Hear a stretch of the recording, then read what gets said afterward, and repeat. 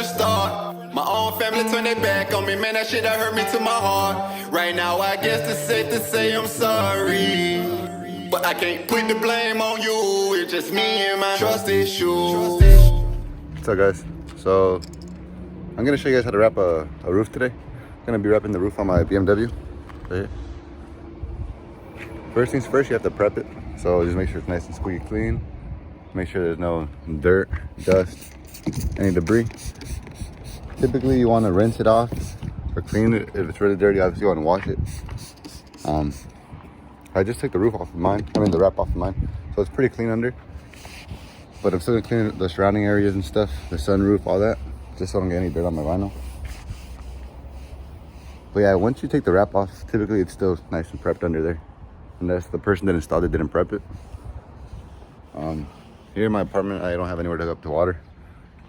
So I'm just gonna use some waterless wash wax. You gotta make sure it's all nice and dry before you even put the vinyl on. Water, I don't think would affect the vinyl. I know wax would affect the vinyl. I know soap would affect the vinyl. Water wouldn't, but it won't let it stick until it dries. Let's say you do this on a sunny, hot day, and you get sweat in your hands as you're playing with the vinyl. You'll notice like the vinyl, it'll grab within a couple of seconds because sweat dries really, it dries really fast, it evaporates fast. But the seconds where the sweat is like really on there, like I'm in LA, so I sweat a lot when I'm working on this. And I mean like a lot, because it gets really hot, especially when you're working with dark colored vinyls and gloss ones where the light beams are back at you.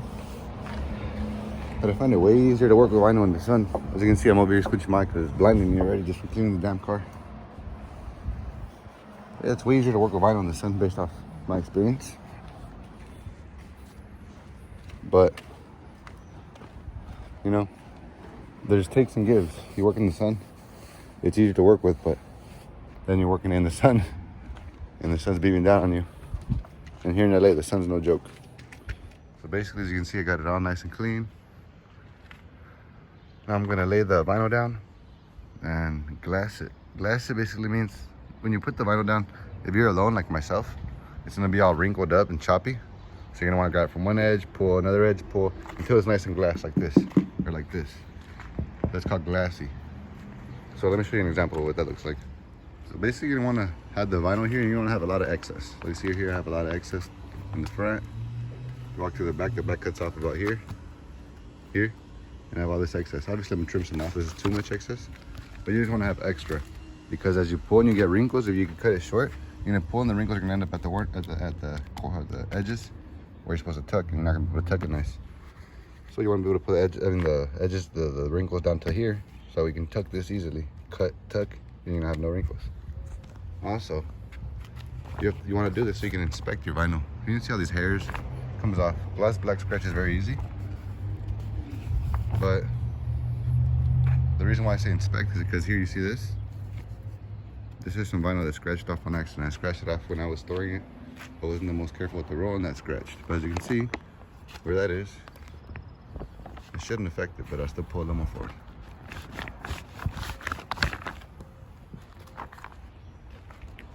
Yeah, that's basically what you want to see. An overly wrapped car. That's how you want to start off.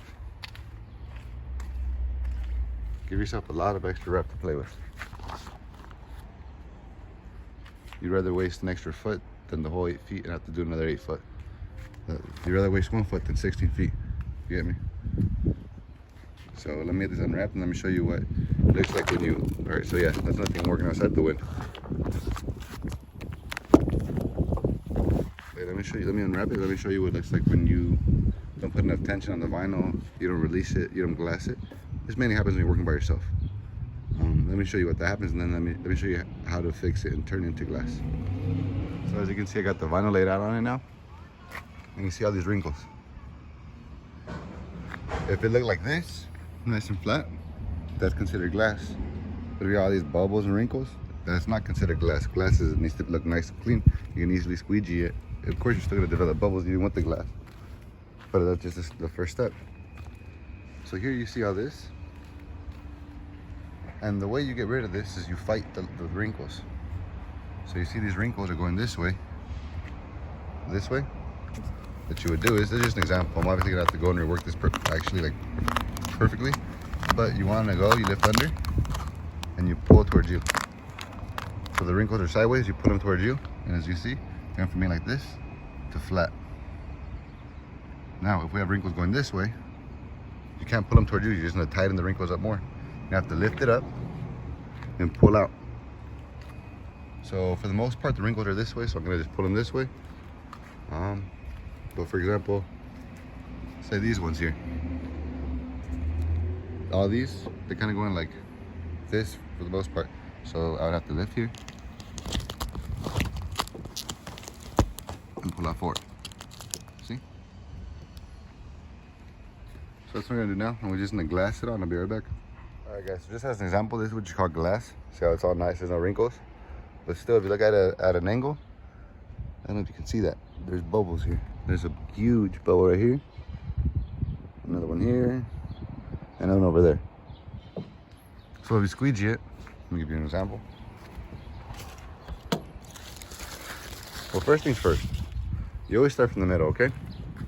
Start from the middle, and you work towards you. So I'm gonna start here, and work towards me. The glass here is nice and stuck. Watch, you'll see right now. As I hit this bubble, you'll see it form. I hit in the bubble, hit in the bubble.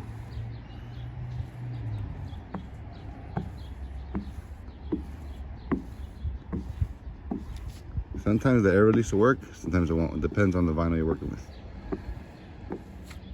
Here, you see this bubble now. You see this bubble, right? Let's see, you just lift and release it. But see how easy it is when you glass it compared to wrinkles? So I glassed it and I got all this done here. I can pass it and there won't be any bubbles coming out. This is that one and that one. I have to work on those. There's more bubbles like here, here, but like I said, you work from the middle and towards you. Don't skip anything. So don't go here and get a bubble here, but keep going here. No, then it's gonna be hard for you. So this middle one, I'll work it to the back and towards the other side. That way I don't leave it in the damn middle. If you leave it in the middle, you're gonna have trouble. I push it for that side, on the other side of the fit now, you see? So I can take it out on that side. This is a sunroof, so I'm obviously gonna cut this. Yeah, just a little quick tip. And I'll get back to you guys once I'm about to be cutting. Excuse the gardener, I'll just talk a little louder. But as you can tell, more bubbles on this side. Not up until you hit that bubble with a shark fin. And I've worked it to the edge. Once you hit the edge, you kind of want to rest the vinyl, don't keep stretching. You cut, because if you keep stretching, then what happens is once you cut it and you tuck it, with the heat, it'll pull back. So you get a bunch of ugly ass cut lines. Just like a vinyl pull back on edges or some shit like that. There goes the stupid gardener. But yeah, so you want to let it rest into the edges, like see here? You rest it, and then you cut here. If you use knifeless tape, it's better. But you can also score the vinyl. Don't cut through the vinyl, just score it. And if it doesn't score, just score it one more time, you know? But try not to cut through it, or else you'll scratch up the paint job. Stupid ass fucking gardener. You see all this fucking stupid ass shit here? All these little specks. Just done it, fucking threw that shit over. This is why prep work is so important. So I showed you guys that little sticky residue that came off when I took it off. See that bubble? That's that sticky residue right there, sticking out like crazy. So I would have to waste all this, or I can just take it back to there, clean it off. I think I don't have Goo Gone in it. If I use Goo Gone, it has a chance of fucking up that adhesive, so the bubble will just stay anyways. So I'm just gonna leave it. I'm just gonna continue to work on it and finish it off. Yeah, I'm gonna have a damn bubble, but that's what I get for not prepping right.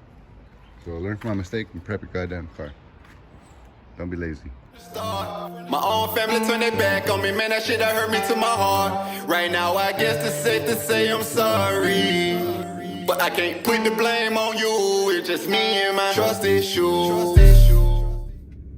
What up, y'all?